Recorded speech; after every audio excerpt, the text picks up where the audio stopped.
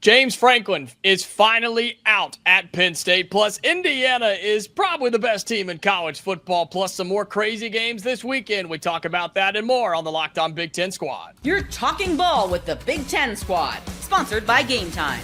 From USC to Ohio State, from Michigan to Oregon, from Nebraska to Washington, it's the local experts of the Locked On Podcast Network bringing you scoops, breakdowns, and the most comprehensive preview of the upcoming Big Ten weekend. No hurt feelings and thin skin allowed. Squad up, you're part of the Big Ten Squad. This is the Locked On Big Ten Squad. I'm not Spencer McLaughlin. I am proudly Jacob Goins, the host of Locked On Hoosiers, who are in fact the best college football team in the nation. And as promised, I am your host this week on the Big Ten Squad. I am Jacob Goins of Locked On Hoosiers. Zach Sako, Locked On Nittany Lions, who somehow is more popular than I am this week. Spencer McLaughlin of college football or Ducks. Which one would you like to be? I would love for you to be of Locked On Ducks today. I am all things. I am the Senate. That is my official title this week. Right, that is horrible. Off to a great start tonight. I am the Senate. God, we really let him say that. Zach Anderson, Yoxheimer, Locked On UCLA. Jay Stevens, Locked On Buckeyes, and Roman Tomashoff of Locked On Huskies. We got a great squad for you and a great show today. We'll make picks for Week 8. And that's our show. We're done for the day.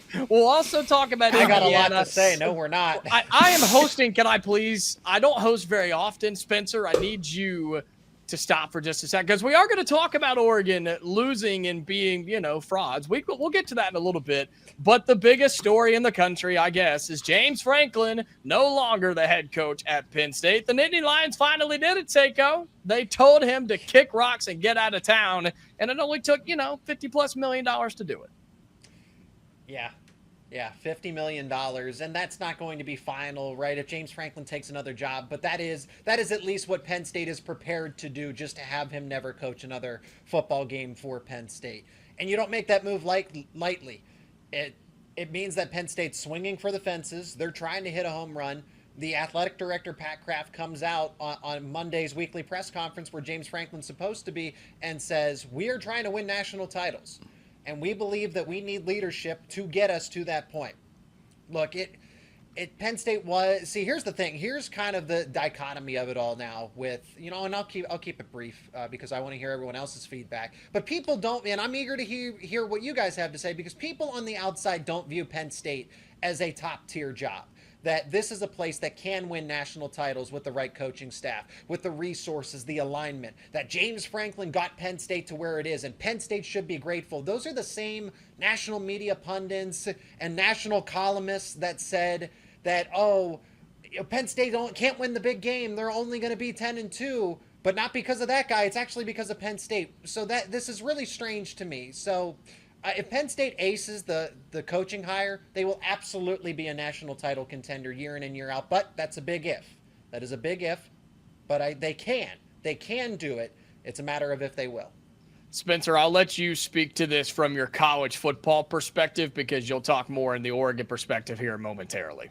Yeah, I think that it's really indicative of the big game narrative did weigh on the Penn State athletic department over time, that they made this move. Because when you have as much win equity as Penn State has under James Franklin, you'd think that one bad season would be allowed. But clearly they felt what I felt coming into this year, which is, you should expect to make the national championship game. And there's no excuse to not do that. Playoff. At least the playoff, to not, have that be an option going forward, that's all just full-fledged disaster. But when you're willing to pay that much money to make someone go away, you really have had enough. For example, we get paid on the last Tuesday of every month, and when that happens, I would give that check away if it meant that Goins never graced my screen again. Zach Anderson, Yoxheimer of Locked On UCLA. Speaking of teams without a head coach, you're being blamed apparently. Yeah, Zach, look at what you've done. This is Zach on Zach crime. This is not okay. Both of you did this. Squad. Yoxheimer, I mean, What's aren't up, we my on man? pace for like every Zach on the Locked On Network to have like no coach? Like we might get there. We might get there at That's this a point. possibility. I mean, you're the reason James Franklin got fired, or one of the reasons that James Franklin got fired. Do you take pride in that? Is Started with UCLA like raising the banner here? I mean, now it's not even the biggest win on the schedule. They might go to Indiana later this year and have some fun. Okay. But all All joking right. and fun Okay. aside, the Penn State game just kind of came out of nowhere. They couldn't score anything. There was no hope. They had a game plan implemented 2 days before, basically offensively, and they came out and pummeled Penn State with 40-plus points. It's as ridiculous of a turnaround as I've seen for Penn State, from top 5 in a whiteout game to just completely out of the head coach and out of the playoff entirely. That's just something I've never really seen before in college football, other than the main hype machine just already hyping teams up. Penn State's pretty crazy for this. Zach, I do have to ask you one quick question, though. Were there more points scored in that game or fans in the stands? There were fans. There was some energy. I will say there were a lot of fans watching my beatdown loss at the Rally Cry Championship Tour on EA College Football 26. So, but Fair enough. there might be more fans this week. Are we ready to have the UCLA to the Big Ten championship game discussion? Because they control their own destiny to get there. I mean, the biggest turnaround in season in college football history is still on the table out in Los Angeles. Jay Stevens of Locked On Buckeyes, I know better than to ask if you're celebrating James Franklin being fired, because him remaining the coach at Penn State would have been the best thing for Ohio State, because you guys hammered him every single time. Yeah, I wouldn't say hammered. I wouldn't go and say hammered. We won. Thank you. That was There were some nice. times that it was a little battle. There was a game, I think in 2022 in Happy Valley, where Ohio State was actually down quite a bit, and the Buckeyes came back and won that one pretty convincingly. Tui Maloa went off in that game. Seiko probably remembers all those plays very Can well. tell you about all of them. Which one? Pick one. 2017, the 2018, pick Listen six, to the three, pain in that man's He voice. is beaten down, man. Oh, 20, no. 20. Let me tell you about 2016, though. That That's what we're hanging on to, is 2016. Okay, I mean, and that's just it. So they were 0-16 in all of those big game moments since 2017. James Franklin had not won a big game since 2017. SMU, Boise State, okay, fine, except for those two. Ohio State, Michigan, Notre Dame, Oregon, winless. so Jay, are Ohio State fans okay? Are they nervous about who Penn State could go Brian after? Hartline. What's the feeling in Columbus? Brian Hartline. I think they'd only get nervous if they went after Brian Hartline. If they bring in Matt Rule or Matt Campbell or Kenny Dillingham and any of those coaches, I think they'd be okay. They wouldn't really be worried. If they promoted Jim Knowles, I don't think anybody in Columbus would be worried about that at all, happening. because Knowles is nowhere close to being the recruiter that James Franklin was. And I think that's one of the interesting things with all of this, that James Franklin was a really good recruiter, and you're firing a coach in the middle of the season where, yes, things are really, really bad, but Ohio State's going to pull some of those recruits to Columbus in the 26 and 27 classes. And so for Penn State, yeah, you got a coach out of there, but Seiko might be trying to figure out who's going to be signing with Penn State Transfer in portal. December, because they don't know who the coach is going to be. Transfer Yeah. portal. I mean, transfer This would portal be is a thing. Would be a big deal 5 years ago. I get your point. I don't like it, but I'd rather the players on the team not head into the transfer portal, than worry about prospects from the 2027 class. Yeah. Roman Tomashoff of Locked On Huskies, you somehow always end up being last in this rotation on the Locked This On one is Big Ten Spencer's squad. fault. We can say that with 100% certainty. That You guys Spencer did put me move. last. You did, in fact. Yeah. I missed the movement there. My bad. I have no control here. I am the host, but I have no actual control. Latest I heard is that Jed Fish is on his way to Penn State, so I'm sure you're cool with that. That's crazy. I heard the same thing about Kurt Signetti. It's wild. No, that has no traction on the Conflicting internet reports. whatsoever. That is They're actually not going on- together. Yeah, Jed's going to be the OC, and Signetti's going to be the head coach. Yeah, I like that. Roman, your thoughts on James Franklin being canned by Penn State? Since Spencer is just telling everyone when we get paid, apparently, I'm going to give us another, peek behind the scenes here with the four-man squad that we had last week. So the Zach's excluded from this. We were, sitting backstage like, oh, hey, are we going to have time to pick all these games? Like, do we need to pick Penn State Northwestern? And we all kind of laughed it off. I think Jacob said, oh, maybe I'll pick Northwestern. And just seeing how that all went down and the conversation that we had after that is all, really funny for all our everydayers who watch all that sort of stuff. No, it was time. Losing to Northwestern with this roster that Zach talked about all summer on this show, saying this is the plan. The plan is to get to the Big Ten championship. The plan is to get to the playoff and get to the national championship and get over the hump. And the fact that that didn't happen is legitimately embarrassing for how much he's getting paid, for especially, with the buyout. It did make sense. And I was one of the people who last week said, oh, you can give him a little bit more of a leash. He's earned that with his overall record. No, with the way this has gone, plus I really didn't realize it had been since 2017, since he had won a legitimate big game. That's absolutely insane. And with the way things have gone recently and just continued to spiral downhill, it was time for this. Can I, before we go to the next segment, can I just make one observation? Go ahead. Stall a little bit longer. Go ahead. That's fine. Jay Stevens is like the nicest guy in this squad by a country mile. He gets set up to throw jabs at someone, and he's just, no, man, I don't think so. Meanwhile, Goins and I hate each other only when we're on the air together. I swear we're friends when we're off. Yeah. Zach would throw a shot at Anderson Yoxheimer, would throw a shot at Nick Saban if it meant that it was good content. Roman and I are biologically inclined to not like each other at some level. Oregon's coach helped get Seiko's coach fired, and Jay's just down there like, my team's number one in the country. I'm good. Why Jacob in the open said Indiana is probably the number one team in the country. Didn't say they definitely are, because everybody here knows Ohio State is definitely the best team in the country. What a great transition, Jay Stevens. We're going to talk about that right after this, because I think Indiana is the best team in the country. That's coming up next here on the Locked On Big Ten Squad.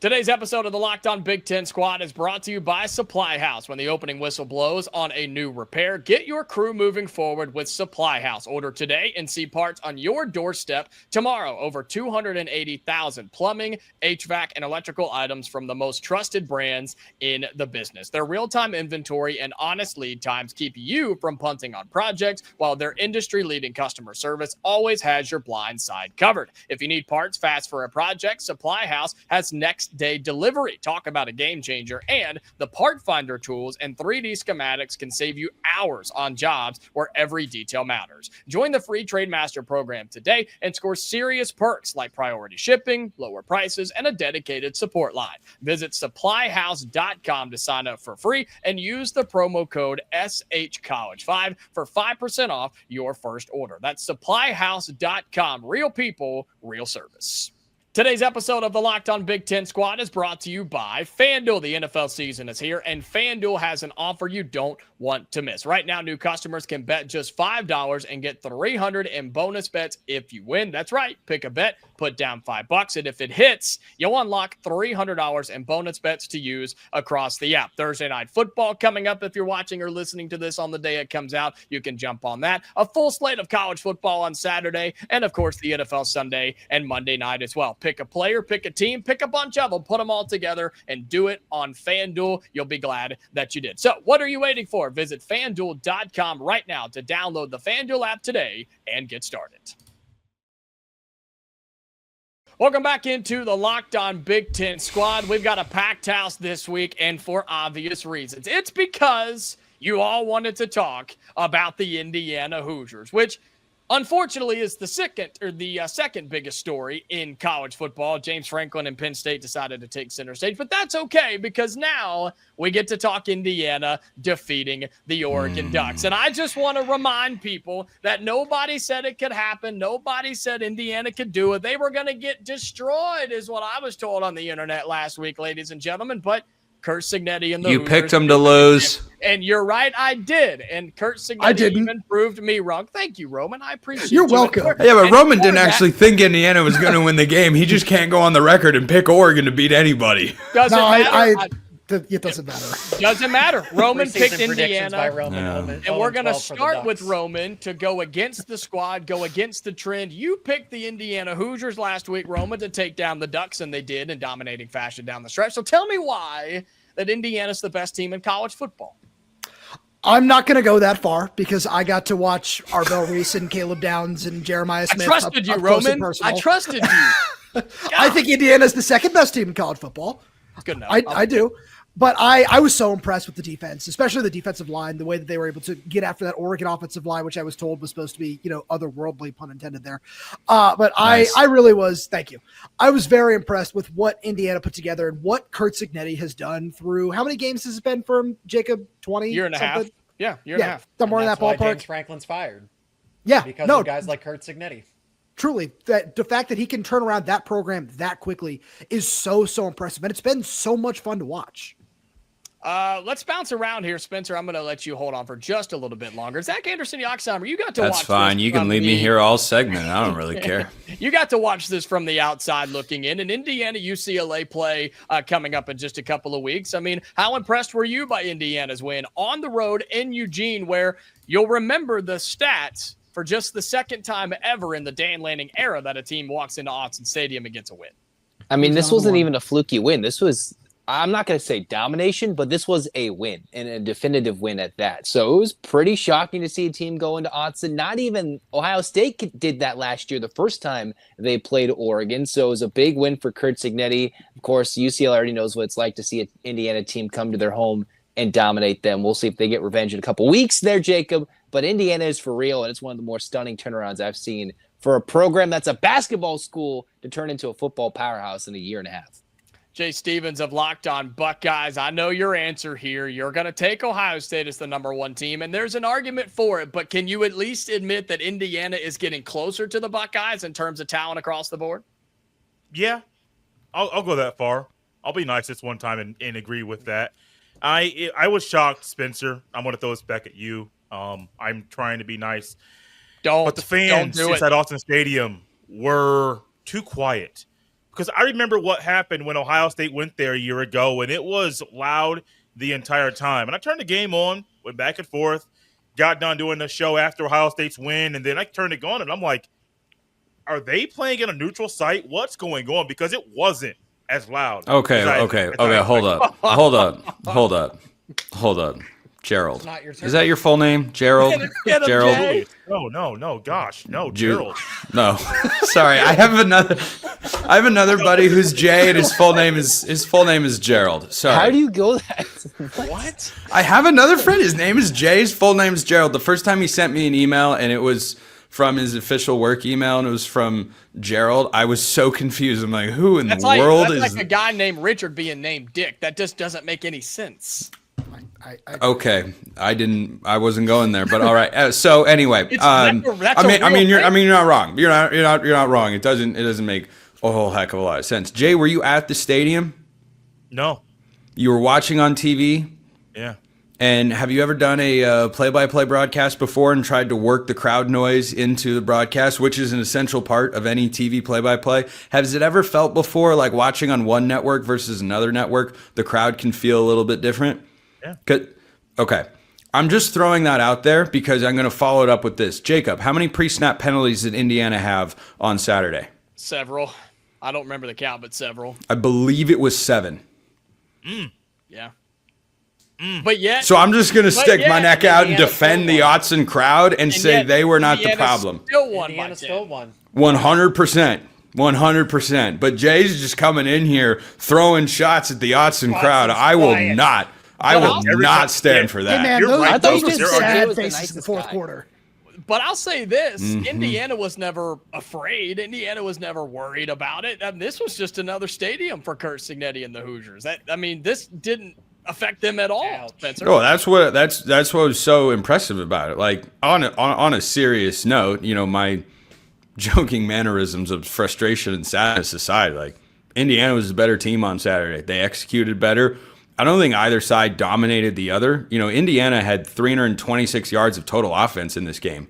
Jacob, what is that? Well over 200 yards below their season average on a per game basis. This was not Indiana beating the crap out of Illinois and Oregon just getting steamrolled. This was Indiana executed. There were a number of key moments you can go back to in this game, a couple of third downs, a fourth down early in the game, field goals, end of half, just a bunch of small moments that added up, and then Indiana was just better in those particular moments. And it was the Hoosier defense that won the game. I'm not trying to tell you Fernando Mendoza was horrible or that he's bad. he and the Oregon defense combined to team up for 7 of Oregon's 20 points in this particular game, and he threw for 215 yards. He did all he needed to, but it's not like he went in there and just torched Oregon's secondary. I thought the defense for the Ducks actually played very well in this game. It was the Indiana defense that went out and won it. Their scheme and execution was incredibly good all game long, and they had Dante Moore looking like the 2023 version of himself. He was making one read. He wasn't letting plays develop. He wasn't trusting his reads. He missed a lot of open guys. It was the worst game he played as a Duck, and it was about the way Indiana chose to come out with their game plan. They executed it very well. And Indiana looked so good on the road in this game in front of a national audience that Zach Seiko of Locked On Nittany Lions, Curt Cignetti is apparently the leading candidate, or one of, to be the next head coach in Happy Valley. I mean, it's very safe to say, and I've said this before, that Curt Cignetti was easily in the top 10 in terms of coaches. I won't let one game against Notre Dame define him. He's a top 5 coach in all of college football right now, and that's why Penn State's he's gonna be the first phone call that Penn State's going to make to gauge some interest here. As far as the Indiana-Oregon game goes, yeah, I was shocked that Oregon didn't move the football as efficiently. Again, maybe that's because I watched them go against Penn State. That's not as good of a team, so seeing it, having a first-hand point of view, seeing what Oregon's all about. But Indiana, they're too small up front. Defensively, they're not going to match up with Oregon's speed. Kind of all the different excuses, and it was none of that. And it was Oregon's offense that, like I said, Spencer's going to point it out that Dante Moore didn't look his best. The offense wasn't moving the football as well. Indiana's defensive line kept winning more battles than they were projected to. So, yeah, that's a testament to Indiana's defense and the coaching, because this is not a team that is filled with 5 stars and high-end 4 stars. That is a well-coached, efficient team that Curt Cignetti is running. Yes, Spencer. Zach, you said Curt Cignetti is the top 5 coach in college football. Can you name 4 coaches you would rather have than him? I'd like Mike Elko. I mean, I guess I have it right. I need a head coach, so I like Mike Elko. I mean, Kirby Smart would never leave. Ryan Day would never leave. Kirby Smart, Ryan Day got to be up there. I think Dan Lanning is still in that conversation. Dan Lanning. 100%. But he just got out-coached by Curt Cignetti. And, and by the way, I think my tone is projecting something negative here. I'm saying, why is Curt Cignetti outside of number 3? Marcus Freeman at Notre Dame, maybe, but Cignetti's never lost to Marshall. Yeah. Or Northern Illinois. Or Northern Illinois. Or Stanford. Cignetti's winning at Indiana, for goodness sake. Yeah, or losing to teams like UCLA. I mean, God. Yeah. Hey, Tim Skipper should be on that list, too. I'm sorry, did you say Neuheisel? Is that what you said? He's the head Tim coach. Skipper and Neuheisel together, package deal. It's a package. That's a package deal, man. They're moving in one. By the way, how about UCLA being a Northwestern victory away from being unbeaten in Big Ten play right now? That's disgusting. That's really gross. Speaking of UCLA and other teams around the Big Ten, we have a lot of games to pick this week. We're going to have to rapid fire these, but we'll do that coming up next here on the Locked On Big Ten Squad. This episode of the Locked On Big Ten Squad is brought to you by Mazda. Mazda crafts cars for those who do more than simply move. Mazda delivers confidence with every ride with more IIHS Top Safety Pick Plus awards than anyone else. From footwork to breathwork, athletes sweat all the details. Mazda brings this same intention to how we craft every model. You can feel Japanese craftsmanship in every detail, from the metallic accents to available Napa leather upholstery. And with all-wheel drive standard in every crossover SUV, you can drive with confidence through almost any season. So, like our players, we sweat every detail, because when you make every move count, impossible becomes irrelevant. Mazda, move and be moved. All right, final segment here on the Locked On Big Ten Squad. And as much as I would like to say there's some games that we could skip on this week's schedule, we probably learned our lesson from last week. Ain't nobody safe around the Big Ten, so we have to rapid fire. We're going. I disagree. Ohio State is safe. They're playing Wisconsin. Thank you.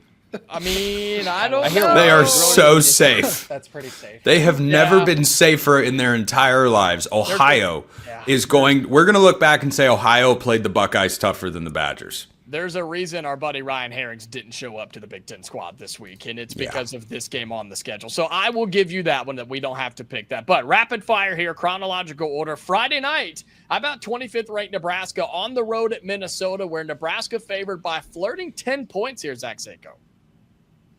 Yeah, I mean, I'm gonna go with Nebraska to continue, because I'm not sold on Minnesota. I know we got to go quickly, but could Matt Rule be distracted? Right, I guess that's the idea. So I still think Nebraska wins, but don't be surprised in a Friday night home game. That sets up nicely for PJ Fleck, doesn't it? How about I like Minnesota to keep that one close. Nebraska by a field goal on Friday night at home, and keep this in the back of your mind. That's just weird. Nebraska ranked 25th. The team ahead of them, Cincinnati, who they beat this year. The AP poll doing great work. Zach Anderson, Yoxheimer, you're up, my friend. We're going to go with Nebraska. I think Minnesota might flit around, make it a little interesting, but I'm going to go with Nebraska. Jay? Minnesota. I'm going to change things up. Wow. Okay, Roman, 2 in a row for Minnesota, or does Nebraska find Absolutely a way to get not. it done? No, I'm not. I'm not sold on PJ Fleck in Minnesota. Give me Nebraska. I'm not either, but this is a classic Nebraska letdown game, and this is the game once a year that PJ Fleck and Minnesota find a way to win. So I'll take Minnesota to get it done on a Friday night. Roman, we're going to go in reverse order and start with you, because your Huskies make the cross-country trip for a 9 a.m. local time kick against Michigan. Is that right? 9 a.m. in the Big House. Can they get it done? Unfortunately, yeah, 9 a.m. is not fun for this guy. But I picked Washington to drop this game in my preseason predictions. I'm going to stick with that right now. The biggest thing for me is Washington might be down 3 starters in the trenches for the second straight week, with left guard John Mills and left tackle Carver Willis both questionable for this game, as well as outside linebacker Zach Durfee. I think Michigan's defensive line might have a decent day if both those guys on the offensive line are to miss the game. Jay Stevens, no way you pick Michigan to win this game, right? Washington pulls off the upset here. Yeah, it's against my religion to pick Michigan to win a game, so I'm going with Washington. Roman, I'm on your side today. Zach Anderson, Yoxheimer, you're watching this one from the outside. Washington, Michigan, Wolverines favored by almost a touchdown. I mean, I just saw a West Coast team go and dominate a team in Michigan. It wasn't Michigan. It was Michigan State. Let's go with Washington. They let me down before, but let's go with the Huskies. Spencer? Michigan by 60. Yeah. Wow, wonder why. Say Shocker. Yeah, not 60, but definitely by a wide margin, especially with what Roman just shared with us. Yeah, I appreciate Roman sharing that info, because I like Washington as the better team in this game, but if they're going to be down that many dudes, I'll pick Michigan to win in a disgusting game. Apparently a team that's good. Northwestern's 4-2 for anybody that hasn't checked as of late, and has a winning record in the Big Ten at 2-1. They host Purdue. Yes, thank you. They host Purdue, who is 0-3 in the Big Ten. Seiko, we'll go back to you. Anyway, Purdue goes on the road in a hostile environment. I mean, it's a tough place to play. Can they get their first Big Ten win on the season? So Northwestern, I mean, they actually are pretty sound defensively. And I mean, I've seen it in person. Northwestern's not a terrible ball club, but I actually kind of like Purdue to maybe pull off the upset here, even though it's only a field goal margin. So give me Purdue. But if it does, now here's the thing. I know there might be rain in the forecast. If it does rain, that favors Northwestern. So I have to flip my pick with inclement weather. But Purdue, if all things are sunny and nice. Spencer, with your college football knowledge and doing a college football show, you might be the only one crazy enough to put this one on TV, Purdue and Northwestern Saturday afternoon. Oh, I will have it on TV. Don't you worry. It will be on a screen somewhere come Saturday. And give me the Wildcats. I think they win this game comfortably. I love what they do defensively. David Braun has those guys playing really well. Saw it against Oregon earlier this year. Northwestern by at least 10. Zach Anderson, Yoxheimer, no way you watch this game, right? You guys don't have to worry about Northwestern anymore. That game is way past you, right? I'm pretty sure that was one of the least watched games in the Big Ten this year, but it might be one of the most defining games in the Big Ten standings. We'll see if that was one of the ones we forget about and actually is the most important. Let's go Purdue, because Northwestern is currently my biggest Big Ten rival, not from the West Coast. Jay? Northwestern by 10. Roman? Spencer made a good point. I like Northwestern's defense. Clip it and ship it. I'll get it to you after the show, Spencer. You can, No, don't worry. I have access to all this stuff. I got it. I got it. We said we're skipping Ohio State, Wisconsin. Let's go rapid fire here. Indiana's going to beat Michigan State by how many this weekend? I think they win by 1 million. Seiko? I could see Michigan State getting the backdoor cover because Indiana is going to, rest some starters in the fourth quarter. So why not? That's a lot of points. Michigan State to cover. Keep it going, Spencer. Hoosiers by 25. Love it. Zach? Indiana by a bunch. Keep it going. Jay and Roman. Indiana. This is easy. Yeah, by a very wide margin. Can we agree that let me go to Spencer here, and he can answer for the group. Is Oregon in trouble? Are you on upset alert in Rutgers? Weird game time, Big Ten Network in New Jersey coming off the emotional loss. Is Oregon in trouble, or can we just move on? I would not want to be Rutgers this week. I really wouldn't. I think that's safe to say. So I think we all pick Oregon in that game. Roman, I know I'm not allowed to, but Yeah. also, hey, I was really impressed with Ethan Kalik-Manis. I got to watch him last Friday night in person. That dude made some really nice tight window throws. Super impressed. Dude's a So, dude. Yeah. Dude is a dude. Rutgers pulls it off, according to Roman Tomashoff. Zach Seiko, Penn State, I mean, is this like the comeback story that they're looking for going on the road to Iowa? The total in this game has actually gone up, if you can believe it, from 39.5 to 40.5. Oh, Disgusting football will be played Gross. Saturday night in Iowa City. Here's what we're going to find out, and I haven't even gotten to the Penn State-Iowa storylines. We are going to find out how much control James Franklin had over both the offense and the defense, because I'm kind of loosely expecting that we might see more of a vintage Andy Kotelnicki offense, if you will, going back to Kansas days. He has total control. He doesn't have to really answer to anybody anymore. So maybe that's why you're seeing the points go up, because he has a quarterback that's actually a little more aligned with the system. I can't go to say that they're going to win in Kinnick, but I think Penn State's this is going to be a close game. That is truly a toss-up, but I will go Iowa. Is anybody picking Penn State in this game? Spencer, you're Right picking here. Penn State I here. appreciate that. Okay. Right wow. here. Good You're for welcome. you. Okay. You're welcome, Seiko. This is one of those games. This is Penn State's version of Jerry Neuheisel taking over. You've got an interim head coach. You've got a quarterback nobody knows. I mean, we knew more about Nico, but a quarterback nobody's got any film on. I think Penn State is in full, screw it. We'll do it live. We'll do it live. Do it live. That's what they're doing. Penn State beats Iowa and Kinnick. Zach Anderson, Yoxheimer, you're the host of Locked On UCLA, and the Bruins have another home game where Maryland comes to town to what should be just a packed-out Rose Bowl Saturday night. I think it's a fun game, but are you worried about this one? Can UCLA pull off what is not considered an upset with our friends at FanDuel? Yeah, they're actually favored. And just a fun shout out, UCLA is wearing the throwback unis, the beautiful throwback Oh, Oh, ones. those are sick. Oh, UCLA by 30. 30 points. Yeah. Is that the Absolutely. feeling in Los Angeles that UCLA wins by 1 million because of that? Probably 15, but I'll take UCLA to win the game and look good doing it. I like your humbleness there, sir. Let's move on to the last game of the Big Ten slate. It's USC, who's ranked 20th in the country, on the road at Notre Dame Saturday night. Rapid fire here. Zach Seiko, we start with you on the way out. Notre Dame. I think Notre Dame is they're just better, but that's going to be a lot of points. A lot of points in that game. Spencer? I think USC keeps this close. I think this is kind of a 3 to 5 point game because I like the way that USC ran the ball, even with Waymon Jordan getting dinged up back there. But Jade Mayava is playing good football. I like CJ Carr a lot. This is not Bryce Underwood, the USC defense going up against. I'll take Notre Dame at home, but USC covers 8.5 points. Zach, I assume you're not allowed to pick USC. Is that how this works? Notre Dame! Jay Stevens of Locked On Buckeyes. Notre Dame's got this one. Roman? Notre Dame.